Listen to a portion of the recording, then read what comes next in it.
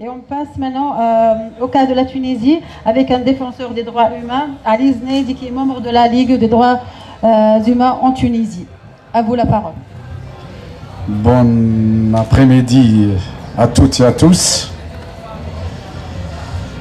En fait, pour le cas de la Tunisie,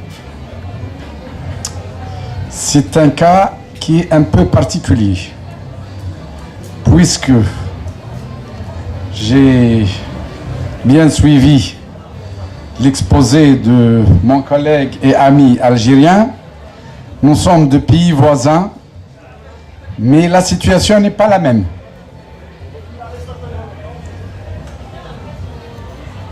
Je dis dès le début que chez nous, on distingue deux niveaux.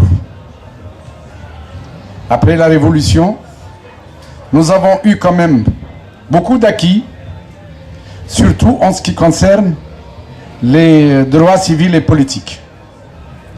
La question de liberté d'expression, de liberté d'organisation, de beaucoup de libertés individuelles n'est plus un point du tableau sombre tel que ça a été sous Ben Ali. Les choses ont beaucoup évolué et je peux dire même que les Tunisiens disent que le plus grand acquis chez nous, c'est la liberté d'expression, puisque tout le monde s'exprime comme il veut. Mais nous avons, nous aussi, beaucoup de chantiers qui restent à faire. Je commence d'abord par le parachèvement de cette transition au niveau politique, bien sûr. Jusque-là, nous n'avons pas fini la mise en place des institutions qui ont été stipulées par la Constitution. Par exemple, les instances constitutionnelles qui sont hyper importantes, telles que la Cour constitutionnelle, telles que l'instance constitutionnelle du développement durable et des droits des générations futures, telles que l'instance des droits humains et des libertés fondamentales, qui est actuellement une instance provisoire qui est formée par le président, dont les membres sont désignés par le président de la République, qui n'a rien à voir avec les principes de Paris que nous réclamons. Donc, sur ce plan, déjà, nous avons beaucoup d'institutions. Bien sûr, nous avons eu d'autres. Et je dirais même que c'est le même cas pour l'instance de lutte contre la corruption. De la bonne gouvernance et lutte contre la corruption, qui n'est pas encore une instance élue conformément aux normes internationales et à la Constitution tunisienne. Ça, c'est sur un chapitre. Mais nous avons aussi beaucoup de dépassements sur le plan des libertés. Et surtout, nous avons un grand problème avec la mentalité des forces de l'ordre. Jusque-là, les forces de l'ordre font recours et utilisent la violence, à la violence. Surtout lorsqu'il s'agit de présumés ayant un rapport de près ou de loin avec la question du terrorisme, et je reviendrai à cette question du terrorisme. Ça, je dis que la violence et la torture en Tunisie n'est plus systématique. Mais il n'y a pas eu de réforme du corps de la police afin de faire une police républicaine au service du citoyen, et là est tout le malheur. Et je cite l'exemple de certaines pratiques. Dernièrement, au Kef, à côté des frontières algériennes justement, il y a 3 agents de police ont violenté un citoyen et il est actuellement dans le coma. C'est la Ligue qui a pris le dossier et qui l'a transféré du Kef jusqu'à... Il est actuellement dans un hôpital de la capitale. Ils ont même violenté certains avocats à Gabsa qui ne se sont pas conformés, et ça nous rappelle les anciennes pratiques. Mais j'insiste et je dis que ce n'est pas systématique, parce que nous, notre crédibilité, justement, et notre objectivité font qu'on dise les choses telles qu'elles sont. La torture aussi n'est plus une pratique systématique. Mais il y a aussi des cas de torture actuellement, surtout dans les lieux de détention, pas dans les prisons. Et à ce niveau, je dirais que nous avons quand même réalisé beaucoup de points positifs en Tunisie. La Ligue tunisienne des droits de l'homme que je représente, dont je suis vice-président, a pu décrocher, je dirais, des conventions, dont la plus importante est une convention avec le ministère de la Justice pour procéder à des visites inopinées dans les prisons.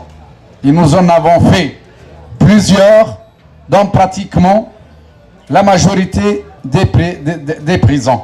Bien sûr, parfois, dans cette convention, on a pu quand même instaurer qu'on peut emmener avec nous des médecins et des avocats.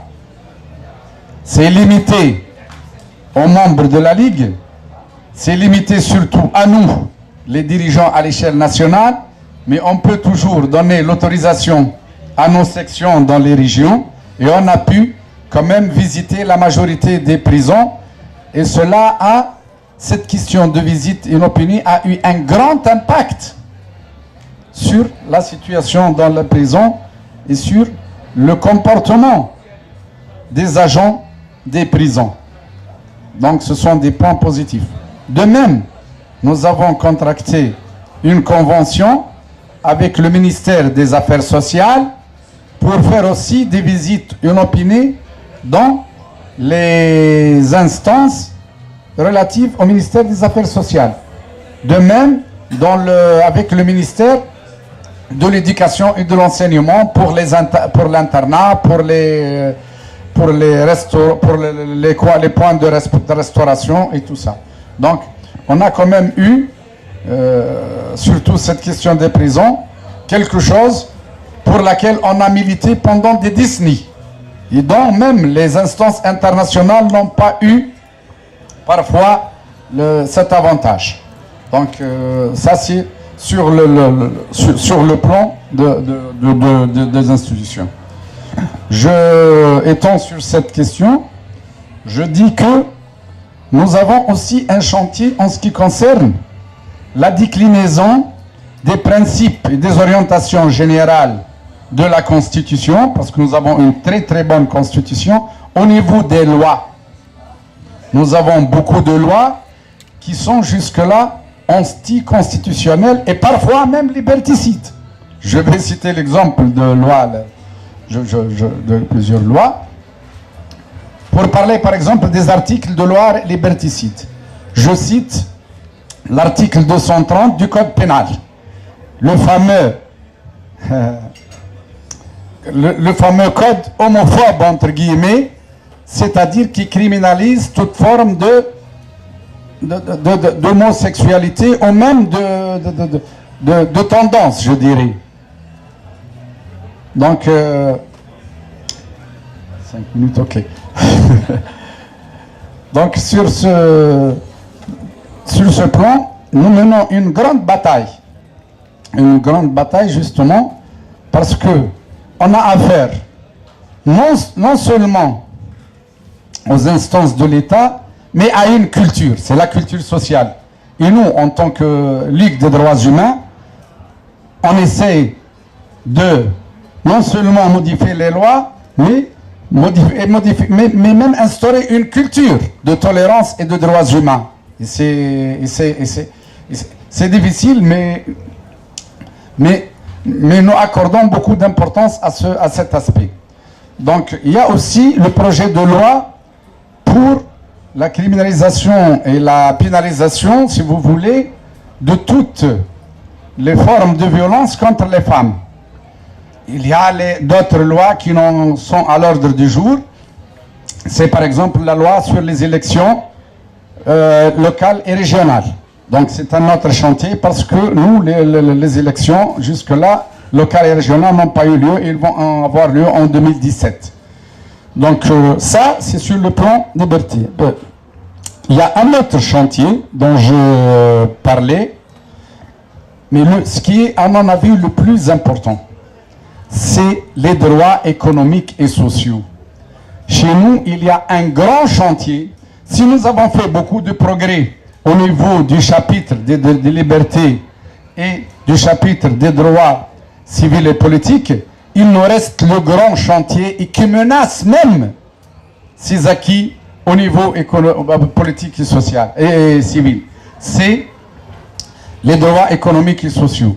Nous avons un grand taux de chômage, nous avons des disparités énormes au niveau du développement des régions. Les régions de l'intérieur, d'où sont sorties les premières manifestations et d'où a commencé, sont encore, la situation est encore telle qu'elle est, sinon elle s'est empirée, elle pire. Donc nous avons ni infrastructure, ni surtout les infrastructures sanitaires, ni celle de l'éducation qui devient de plus en plus délabrée, ni même, parfois, on a un problème dans ces régions d'eau. L'eau qui fait l'objet d'un article de la Constitution tunisienne, comme étant un droit à tout citoyen tunisien.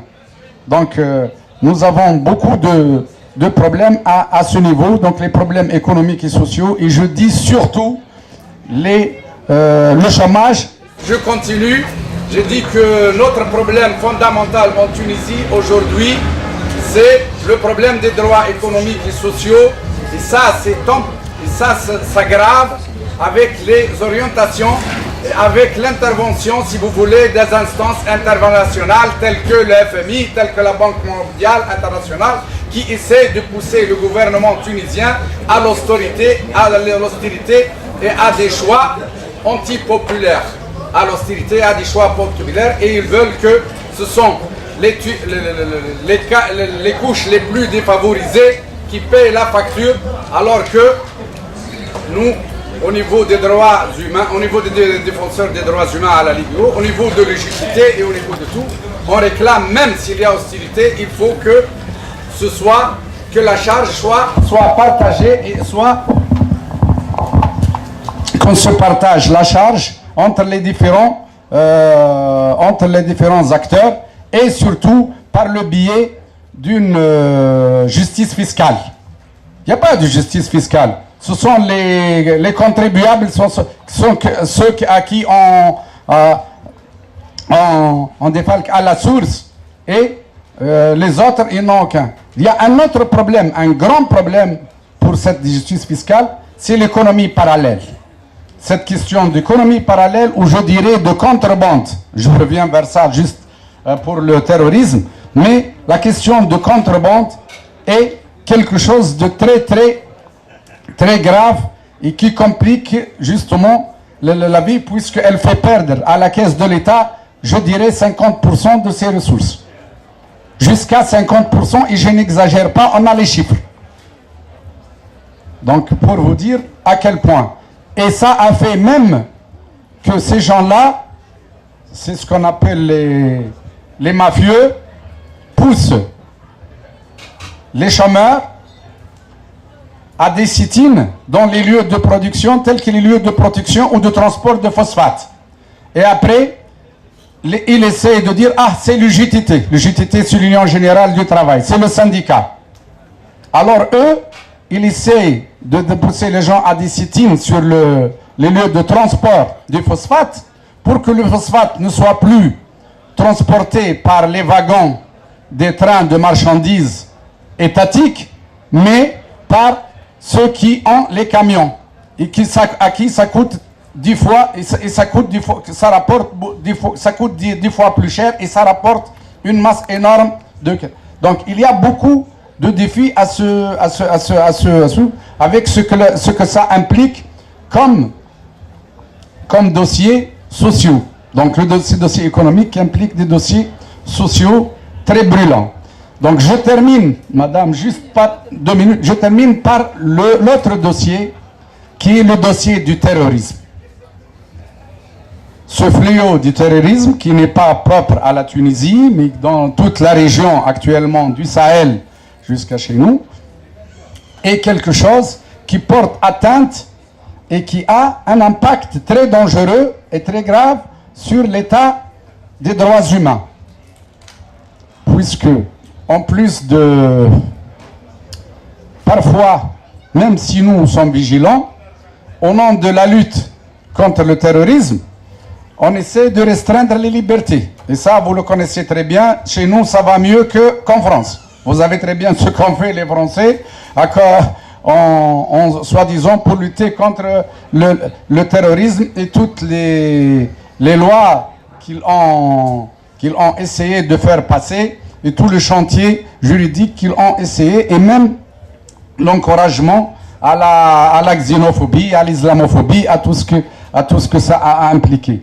Donc le terrorisme, chez nous, pose un grand problème, et ça pose aussi un problème pour le développement, puisque même les investisseurs, donc pour les droits économiques et sociaux, ne veulent pas venir en Tunisie parce qu'il n'y a pas de sécurité. Et là, le dernier exemple était des Chinois qui ont été kidnappés alors qu'ils venaient pour explorer un projet pour l'investissement. Ils ont été kidnappés et pris à la route par des mafieux, encouragés justement par les contrebandiers et par les terroristes. C'est une forme de terrorisme. Il y a aussi, ça a impacté le secteur du tourisme, qui était le secteur numéro 1 en Tunisie. Et donc, avec 2 millions de personnes qui vivaient de ce secteur, c'est-à-dire à peu près, je pense, 800 000 familles. C'est-à-dire 2 millions de Tunisiens qui vivaient du secteur du terrorisme sur 11 millions, quand même. Donc ça a eu un impact très négatif sur le tourisme. Mais, malgré tout ça, je peux vous dire que nous, en Tunisie, moi personnellement, et nous à la Ligue, nous sommes très optimistes quant à l'avenir de la Tunisie. Nous sommes là, nous avons mis les jalons des institutions, nous continuons à nous battre pour que la Tunisie soit un modèle et un exemple au niveau de la région. Et merci.